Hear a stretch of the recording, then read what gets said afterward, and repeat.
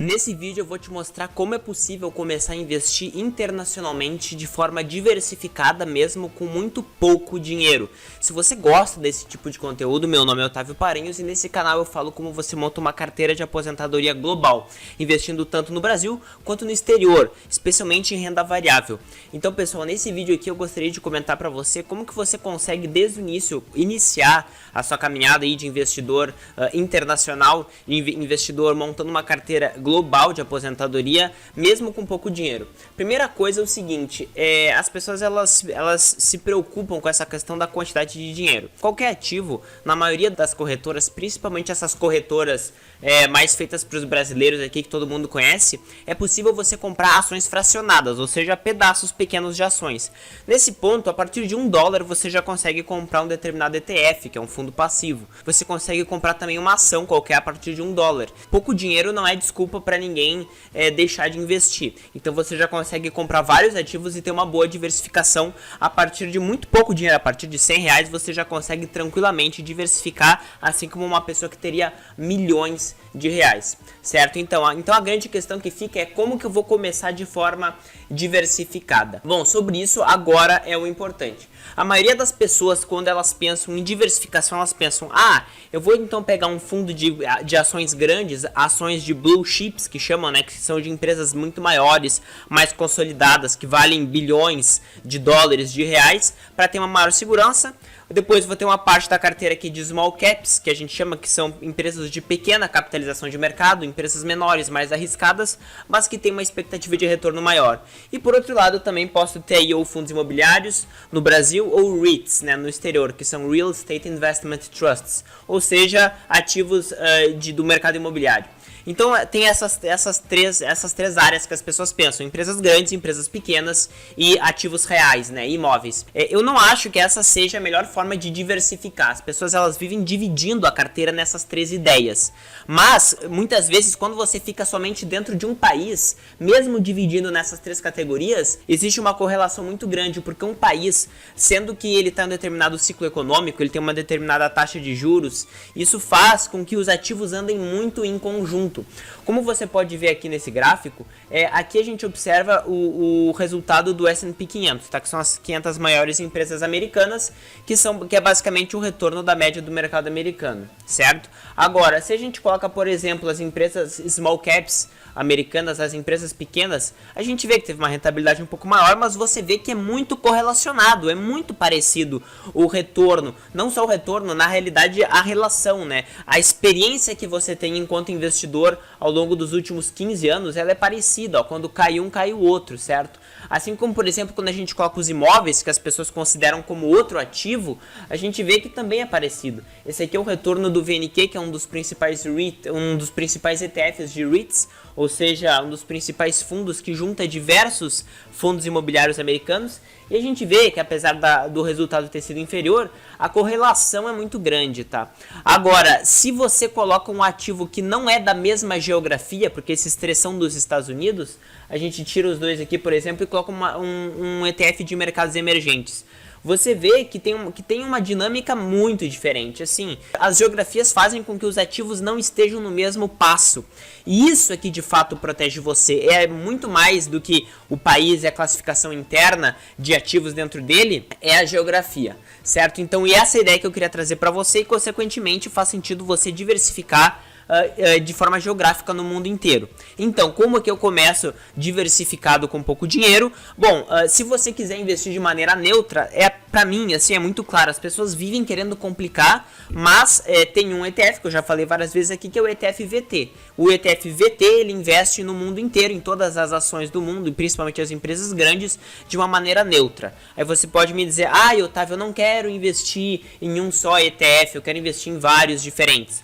Tá, tudo bem. Olha só, você consegue sim investir em ETFs de grandes regiões, ou seja, Europa, ou países desenvolvidos, ou Estados Unidos, ou países emergentes, também de maneira neutra. Tem um ETF para cada região neutro, mas o resultado vai ser equivalente em termos mundiais, né? O VT tem 55% de Estados Unidos. Por quê? Porque os Estados Unidos representam 55% do mercado mundial. Tá, mas eu não quero investir só num ETF. Tá, tudo bem. Eu não investiria só no VT se eu não quisesse ter uma exposição somente neutra. Então nesse vídeo eu vou te mostrar 3 ETFs para você investir no mundo de forma diversificada sem ser neutro. Porque se fosse neutro, eu diria para você investir no VT. E se você não quer, tudo bem, eu entendo. Agora, se é para dividir, se é para ter a mão de obra e é para ter o maior risco em assumir, você escolher 3 ETFs diferentes, é melhor que não seja totalmente neutro, porque isso você já consegue no VT.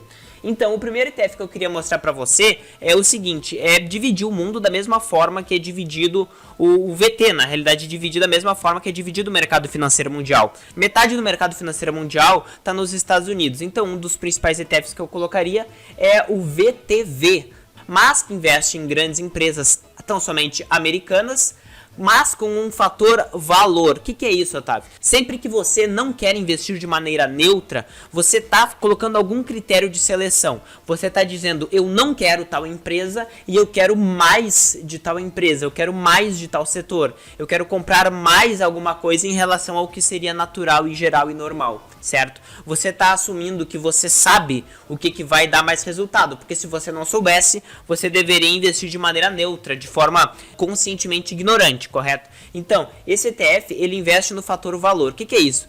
Fatores são características que diferenciam duas empresas. Tem, por exemplo, uma empresa de aviação e uma empresa de energia elétrica. A empresa de aviação, por exemplo, ela é muito mais dependente do dólar porque o combustível está em dólar. Então você vê que tem um fator, uma característica que faz que ela seja mais dependente de uma determinada característica da realidade, certo? Então, por exemplo, o fator valor, qual é a característica que ele leva em consideração? Ele leva em consideração o preço relativo da empresa em relação às outras empresas ao redor dele, em relação à geografia de forma geral.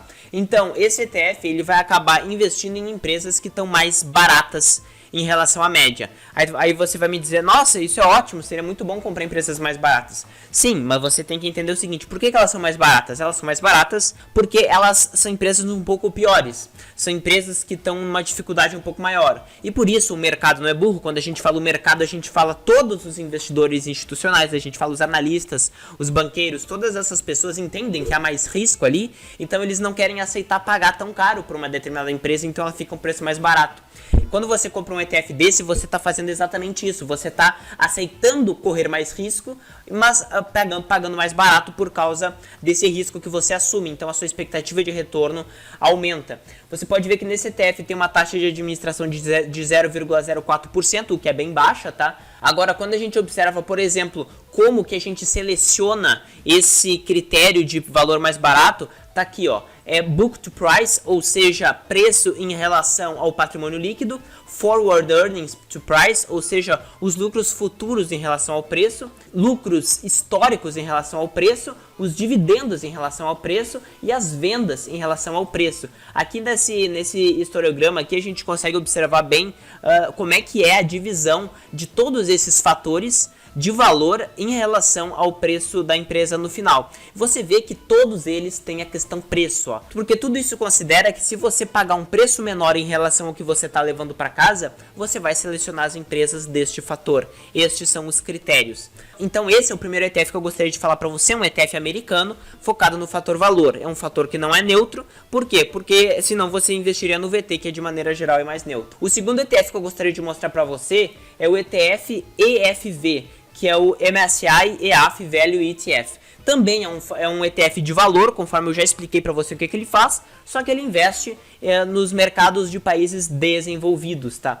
Então, quando a gente observa aqui mais ou menos com a quantidade de empresas que ele tem 509 empresas, são muitas empresas, e a gente vê, por exemplo, as principais empresas que ele investe. Tem a Toyota, tem o HSBC, Novartis, que é uma empresa suíça, British American Tobacco, que é uma empresa de fumo britânica, Total, que é de petróleo francesa e tal. Então, todas as empresas de países desenvolvidos, especialmente na Europa e no Japão.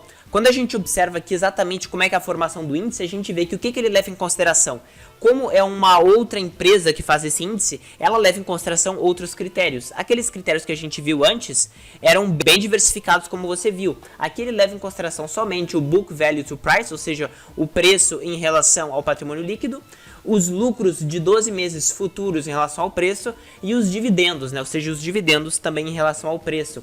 Aqui você vê que ele teve uma performance em azul inferior à média do mercado dos países desenvolvidos nos últimos 15 anos. Aí você pode me dizer, Otávio, mas normalmente era para você ter uma expectativa de retorno maior, né, se você investe em um ETF com maior risco. Sim, é exatamente isso quando a gente observa desde o início do ETF, aliás, desde o início do índice. Quando a gente observa que ele começou em 1974, este índice de ETF teve uma performance anual de 10,45% ao ano em dólar. E a média do mercado teve uma performance de 9,54%. Então você vê que foi mais ou menos um ponto percentual abaixo. É muito pouco? Sim, é pouco, mas você tem que entender que esse ETF, todos os que eu estou mostrando para você aqui, eles são bem leves, tá? Eles não pegam pesado. Tem ETFs que pegam bem mais pesado, selecionam muito menos empresas e fazem um critério bem mais forte, tá? Então a tendência é desviar muito mais do índice, você tem o risco de perder mais dinheiro.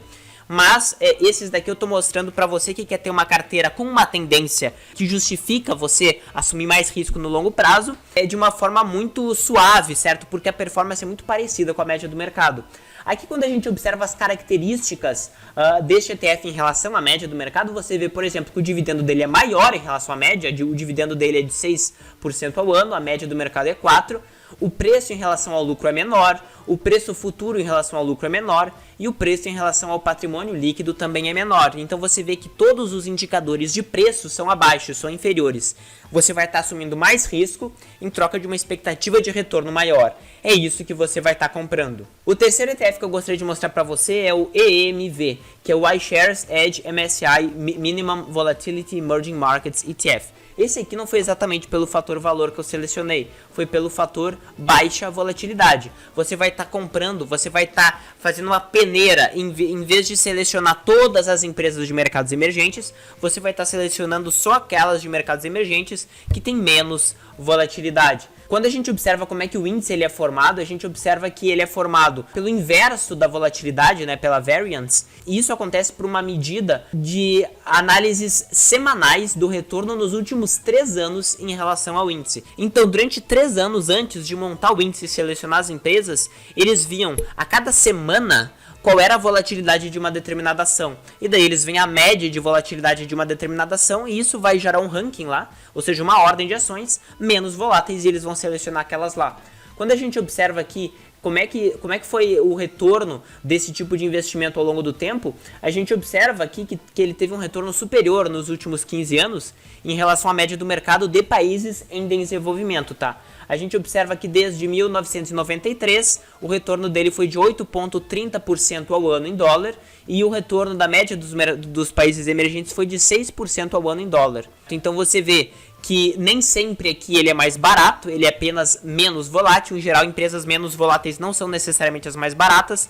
Em geral, elas podem ser inclusive um pouco mais caras, mas elas têm uma qualidade maior, uma robustez maior. Então o mercado não penaliza muito elas quando vem crise. Então elas são menos voláteis e consequentemente um pouco mais seguras. E quando a gente observa como é que ocorreu o retorno dessas empresas, desses ETFs ao longo do tempo, aqui por exemplo a gente tem o índice S&P 500, né, que é a média do mercado americano.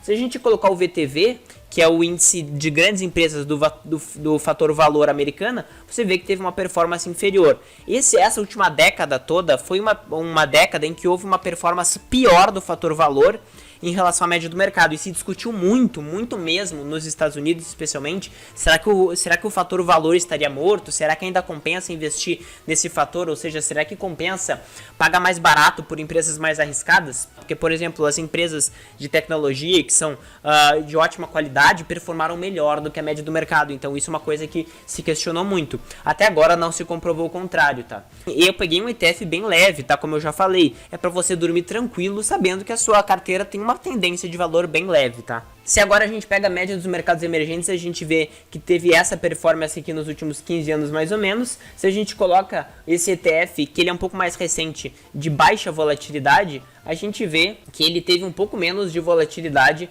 do que a média do mercado. Ó, você vê que ele caiu menos e ele subiu menos ao longo do tempo. E desde do início da crise, por exemplo, aqui, ó, ele consegue entregar uma performance um pouco melhor, tá? Agora, aí você pode me dizer, nossa, isso aqui é muito volátil, por que eu vou investir nisso aqui? Você tem que pensar que, por exemplo, quando você investe no Brasil, o Brasil é muito pior do que isso aqui, tá? O Brasil é um ETF bem mais volátil do que esses aqui. A gente observa que o Brasil subia mais, o Brasil caía muito mais e agora entregou uma performance pior. Então, assim, pelo fato de investir em um ETF de países equivalentes ao Brasil já faz com que você já diminua bastante o seu risco, tá? Quando a gente considera um ETF, por exemplo, dos países desenvolvidos, que é esse aqui é o retorno da média dos países desenvolvidos, a gente vê que se a gente colocar o fator valor, ele também teve uma performance um pouco pior, tá? O amarelo são os países desenvolvidos e o laranja são os países desenvolvidos pelo fator valor.